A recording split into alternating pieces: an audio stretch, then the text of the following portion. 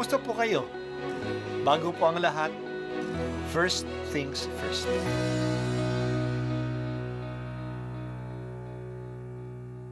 Good morning po. Sinisimulan po natin ngayon ang first things first. At dito po, tinatalakay natin sa unang bahagi ng umaga natin ay ang first readings na binabasa po sa banal na misa. Ito pong tinatalakay natin kasi madalas po kasi marami na tayong alam tungkol sa gospel readings. Pero konti po ang nagsasalita sa first readings. Pero ang first readings, bahagi din po yan ng Biblia, ng banal na kasulatan. Kaya susubaybayan po natin ang mga first readings, basahin po natin at kuminsan kailangan ng basahin ng 2 o 3 beses bago maintindihan kasi hindi po tayo familiar sa mga istorya at sa mga kaisipan na tinatalakay dito. Ang pagbasa mula sa aklat ni Propeta Isaias. Ito ang sinasabi ng Panginoon na siyang gumawa ng landas upang may maraanan sa gitna ng dagat. Sa kapangyarihan niya ay kanyang nilupig ang malaking hukbo, nilipol niya ang kanilang mga kabayo, at ang mga karwahe winasak, sila'y nangabuwal at di na nakabangon. Parang isang ilaw na namatay ang ningas. Ito ang sabi niya, ang mga nangyari noong unang panahon, ilibing sa limot, limutin na ngayon. Narito at masdan, ang nagawa ko'y isang bagong bagay na hanggang sa ngayoy di mo namamasdan. Ako'y magbubukas ng isang landasin sa gitna ng ilang, maging ang disyerto ay patutubigan. Ako'y igagalang niyong mga hayop na pawang mailap, gaya ng avestrus at ng asong gubat. Ang dahilan nito, sa disyerto ako'y nagpabukal ng saganang tubig, para may mainom ang aking hinirang. Sila'y nilalang ko at aking hinirang, upang ako'y kanilang papurihan. Ang salita ng Diyos. Salamat sa Diyos. Ang karanasan ng mga tao noon sa pagliligtas ng Diyos ay ang kanilang pagtawid sa dagat na pula noong panahon ni Moises. Cornered na ang mga Israelita.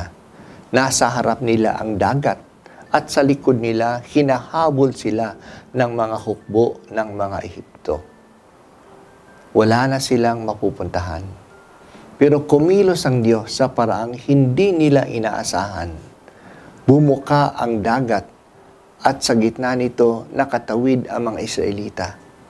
Nagkaroon ng daan sa gitna ng dagat. Patuloy pa rin silang hinahabol ng mga karwahe ng mga Ehipsyano. Nang makatawid na ang mga tao, itinaas ni Moises ang kanyang baston at bumalik sa dati ang lalim ng dagat at nalunod ang mga kabayo, ang mga karwahe at ang mga kahakawal ng Ehipto. Talagang manliligtas ang Diyos. Ngayon sinabi ni Propeta Isaias, mararanasan din ng mga tao ang mapaghimalang pagliligtas ng Diyos sa kanila. Pero kakaiba na. Hindi na ang dagat ang magbubukas. Sa halip magkakaroon ng landas sa disyerto. At dito dadaan ang mga Israelita na napatapon sa iba't ibang bansa. Ibabalik na sila ng Diyos sa kanilang bayang pinanggalingan sa Judea. Tatawinin nila ang mga disyerto. Hindi na sila maaano sa disyerto. Igagalang sila ng mga mababangis at maiilap na mga hayop ng disyerto. At hindi sila sasaktan. Mula nga sa disyerto, magbubukal ang tubig na masagana upang may maiinom sila. Makakabalik ulit sila sa kanilang bayan. Ang Diyos ay talagang manliligtas. Sa mga panahon at mga sitwasyon na akala natin wala na tayong ligtas, dumadating ang Diyos sa paraang hindi natin inaasahan upang tayo ay iligtas. Hindi pabaya ang Diyos. Palaging nandyan siya. At si Jesus ay tapat sa kanyang pangalan na Jesus, ang manliligtas. Kaya huwag tayong mawala ng pag-asa. Ang paksa ng Jubilee Year ngayon ay Pilgrims of Hope, Tayo ang mga pilgrims, ang mga taong naglalakbay. Tayo sama-samang naglalakbay na may patutunguhan tayo, ang kaganapan ng buhay. Hindi tayo mangangamba sa daan at hindi tayo nalito dahil sa tayo ay may pag-asa. Ang pag-asa natin ay nakasalalay sa ating pananalig na nandiyan ang Diyos na kumikilos para sa atin, na siya ay manliligtas.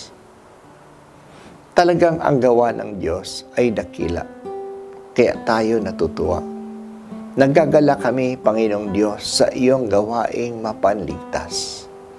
Palagi kaming umaasa sa iyo.